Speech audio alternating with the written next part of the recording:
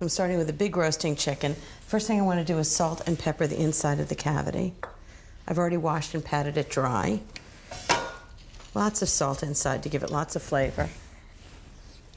And lots of pepper. I want this to have great flavor. And I'm going to take a whole head of garlic. I'm not even going to peel it. Just cut it right in half. And all that garlic flavor just gets right into the chicken. It's going to be delicious. And the next thing I'm going to do is lemons, because I love the way lemon tastes in chicken. So I'm just going to quarter this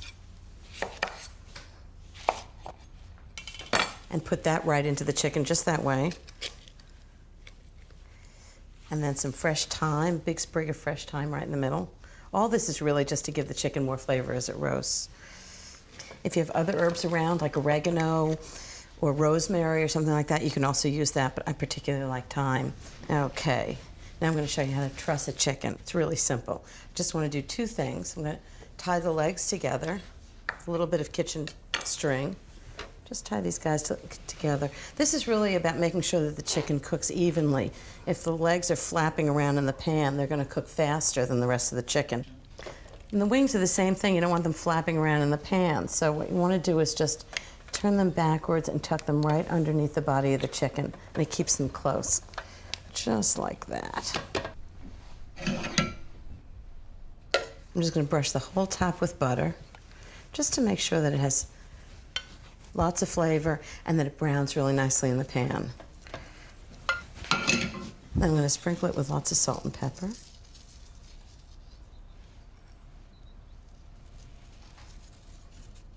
And now comes the surprising part.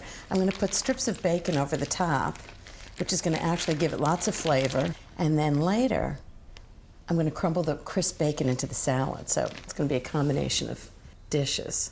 This is the usual Friday night chicken, but dressed up for company. Now, I'm going to add more flavor to the sauce, too, by putting in garlic in the pan. Another whole head of garlic, just cut right in half. I'm going to roast it in the pan. And then the juices from the chicken are going to make a sauce with the garlic. And I think I'll put in 2 lemons. So these are the flavors in the chicken, but it's also going to add to the sauce. Cut off the ends, and then just cut it in half and do big wedges. And you'll see the lemon is going to brown, and it's going to have great flavor right in the sauce. Just right in the pan, sort of instead of vegetables. Okay, so I think it's all ready. So I'm going to start with the chicken, about 4 to 5 pounds, a whole chicken. And the first thing I'm going to do is pat it dry, and that helps it brown when it's in the oven. And then salt it inside and out, lots of salt. You want it to have fantastic flavor. And pepper. I want lots of flavor in it. So I'm going to take lemon, just going to cut it in big quarters, just like that. I'm going to put half a lemon inside the chicken. And then when it roasts, all the lemon juices and the chicken, and then I'm going to put garlic in too. So that's going to roast in. Don't have to peel the garlic. You don't have to do anything. Just cut it right in half, and all that fabulous garlic's going to be in the chicken, right inside. Okay, into a roasting pan. And then we're going to cook it with lots of wonderful flavors, onions, more lemon. First, I'm going to tie this little guy together. There are lots of ways to truss a chicken, but I hate when it looks like it's in bondage. All you have to do is tie the legs together. Now, trussing's really just about making sure the chicken roasts evenly. If the legs are out like that, they're not going to roast at the same time the rest of the body of the chicken. Just take the wings, just tuck them under. Just like that. Perfect. A little olive oil so it browns beautifully. Just drizzle it on. Clean hands are the best tools. And salt and pepper on top. I want this to be the best chicken ever. Okay, that's the chicken. Next I'm going to do lemons and onions. And I'm going to mix them together and roast them with the chicken. And not only will I serve them with the chicken, but it's going to become the sauce too. It's going to be fab. So I'm going to just do this in the bowl. You can do it in the pan, but I just like to toss it together in the bowl. So I've got the half a lemon that I've left over. I'm going to do another lemon. It's actually amazing. You never think of eating cooked lemon, including the rind, but when it's roasted with the chicken, it sort of caramelizes a little bit, and it's so delicious. A little bit bitter, but I like that. And it's really good. And of course, the juice makes the sauce, which is fabulous. So I'm going to cut up big, thick slices of 2 Spanish onions. I actually like Spanish onions. They're a little sweeter than regular onions. There's lots of vegetables. It makes lots of sauce and vegetables to serve along with it. It's big, rough slices. 2 tablespoons of good olive oil. Just drizzle it on top. About a teaspoon of salt. This is why I like to do it in a bowl, so you get it really well mixed. Half a teaspoon of pepper. Clean hands again. Okay, and then we take all of this and just put it right around the chicken. And it's all gonna roast together. All the chicken juices and the lemon juices and the onions, they're all gonna cook together. It's gonna be so delicious. This is my version of the Glamour Magazine Girls engagement chicken.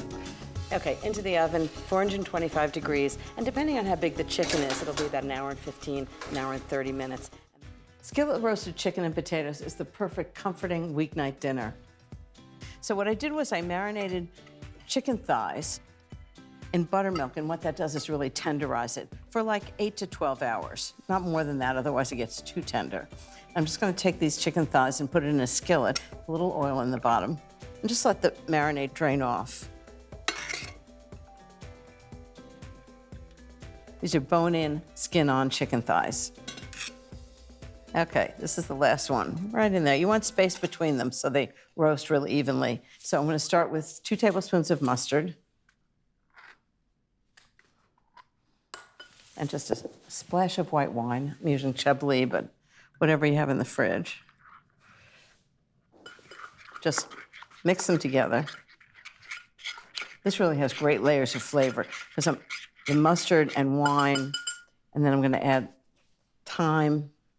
And you can just see it when it all bakes together. It's just fabulous. So this dish has chicken and potatoes together. I'm gonna cook the chicken first and then put the potatoes in. So you have a whole dinner. And this is just one skillet, no side dishes. When I started trying to make things in one dish instead of having lots of dishes as usual, I thought this was just fantastic because it might have taken a few minutes to make dinner, but cleanup was like such an easy thing to do. Okay. And then I'm going to sprinkle it with fresh thyme leaves. Next is a little sprinkle of paprika. Just gives a little smoky flavor to it. And then salt and pepper.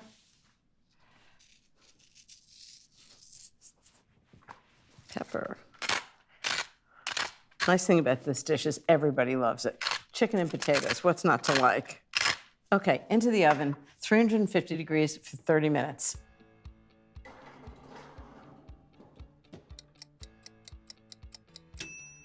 So the first part of the chicken is done. Oh, this looks delicious, just as it is, but I'm gonna make it even better. It smells fabulous. See how the chicken and the paprika and the thyme all make it have so much flavor. So I'm just gonna take the chicken out. I'll show you what I'm doing. This is the key to one-pot cooking. It has several stages. So I've got 2 large Yukon Gold potatoes, and they're actually unpeeled, which is even better. I'm just gonna put them right into the chicken juices and the flavors, the mustard and wine, everything that's in the bottom of this pan. Just slice them about a quarter of half-inch thick. And then I'm gonna flavor them. Can't have potatoes without garlic, so I've got a tablespoon of garlic, just goes on top of that. Salt and pepper. This is just a great weeknight meal. It's so easy to do. You do the first stage, have yourself a glass of wine, do the second stage, and dinner's ready. I'm just gonna toss the potatoes in the juices so they really get into the flavor of the potatoes. All those chicken juices and mustard and wine. Sounds good, doesn't it? Okay, now I'm just gonna put the chicken right back on. And then it goes back in the oven and finishes cooking. So you've got everything together in one dish. You don't even need a side dish. Just want to get all the juices. Okay, I'm gonna get this back into the oven. I'm gonna tell you what happens next. I'll put the skillet into a 350-degree oven for 30 minutes. When the time's up, I'll take it out, raise the oven temperature to 425, transfer the chicken to a plate,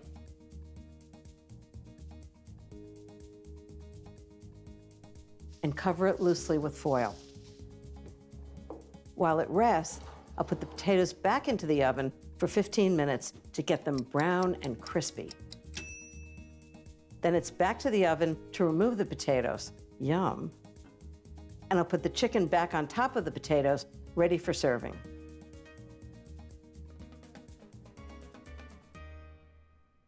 And that's it. I mean, the chicken is moist and tender, and then the potatoes have that garlic and all the chicken juices. It's fantastic. I'm just gonna add a little bit of parsley, just because I can't stand not having as much flavor as possible.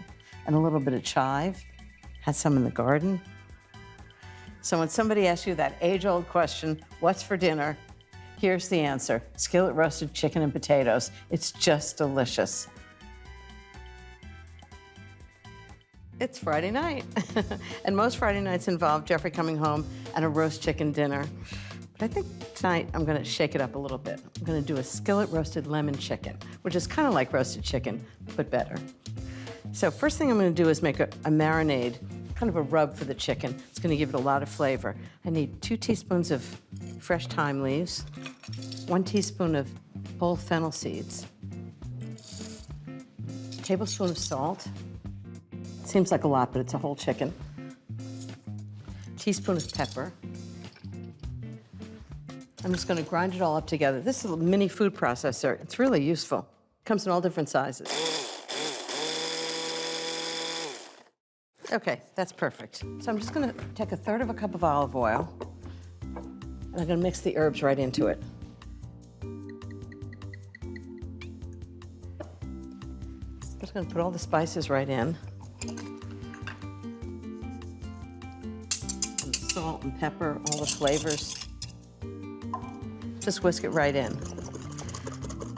Okay, that's the herbed oil. Next I need a lemon. So 1 whole lemon. I usually cut off the ends just for appearance sake. Cut it in half, and then just do thick slices. One of the things that's unique about this chicken is that I cook the whole lemon in with the chicken, and the lemon is edible, even the peel, because it cooks in the chicken juices, and it's so delicious. I'll show you how it works. Okay, that's the lemon, ready for the skillet. It's really heavy, but it really does a great job. So the first thing I'm gonna do is put the lemon in, just kind of in one layer, the whole lemon. I know it sounds wild, but it really works. And next, I have 1 yellow onion. I'm just gonna put it right on top. This is like the easiest chicken dish on the planet. And then I have 2 cloves of garlic that I thinly sliced. Just put them right on top. Okay, next the chicken. So what I have is a butterfly whole chicken. I asked the butcher to take the back out, and what he did was flatten it like this. So I'm gonna start with the skin side down, and I've got my herb and oil mixture. I'm just gonna brush half of the herb and oil mixture on the bottom of the chicken, on the underside of it. Just brush it right on, it's really easy. It's got so much flavor in the fennel and thyme, salt and pepper, it all gets into the chicken. And then I'm gonna turn it over, grab it by its little legs, turn it over like that. And then what I do is I take a paper towel and dry the top, because I want the skin to brown, and that'll help it brown. And the oil and the herbs will do the same thing. So I'm just gonna pour the rest of this on top, brush it, make sure it's completely covered. How good does this look already? I mean, it's such a good chicken because it cooks really high temperature, it's really fast, and then the lemon and the onions and the garlic and the juices from the chicken make the most delicious sauce. So good together. Like a meal all in one. Okay, into the oven, 450 degrees for 30 minutes. Ooh, that's a really hot oven. Then I'm gonna put a little wine in, cook it for another 15 minutes, and it's gonna be perfect.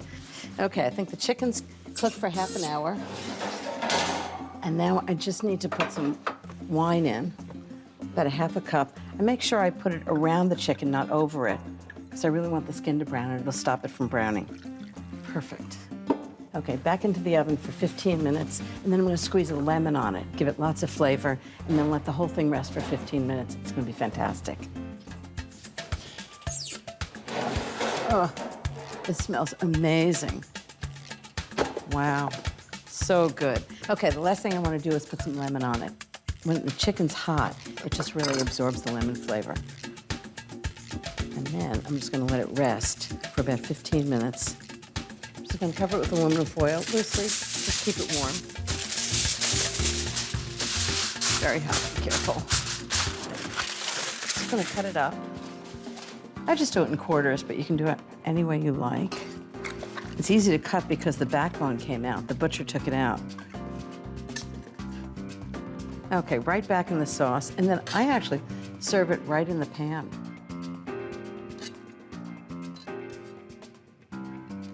Okay, that's done.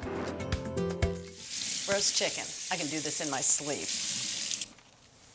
So I'm gonna just check the chicken for any leftover pin feathers, and I'm gonna pat it dry on the outside, and I do that so that when I brush it with butter and salt and pepper, it'll stick to it.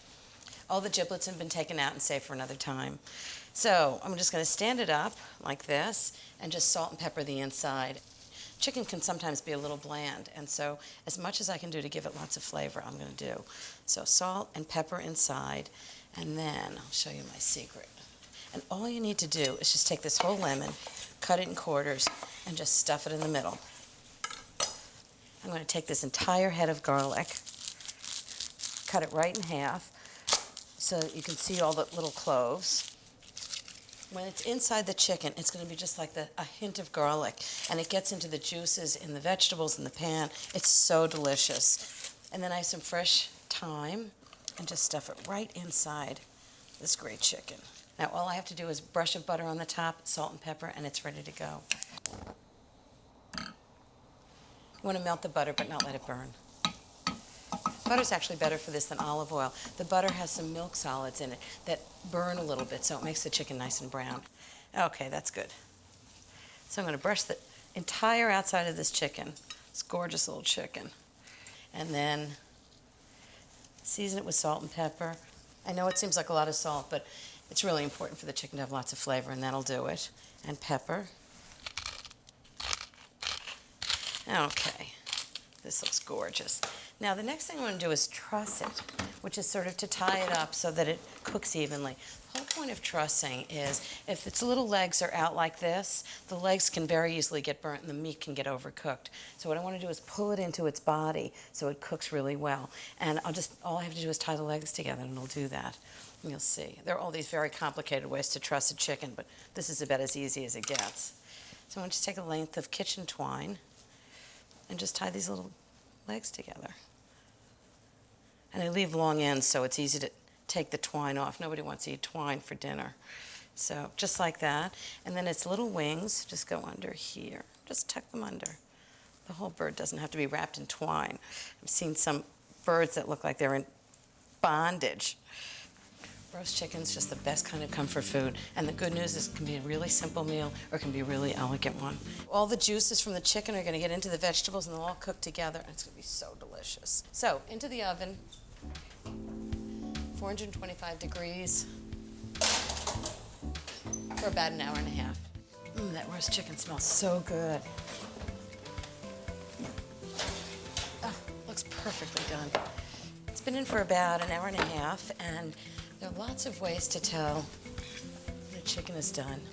Oh, and all those delicious juices coming out into the vegetables.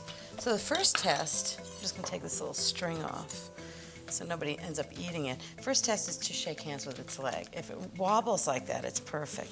The second one is to cut between the leg and the thigh and just make sure the juices are running clear. And if they are, it's definitely done.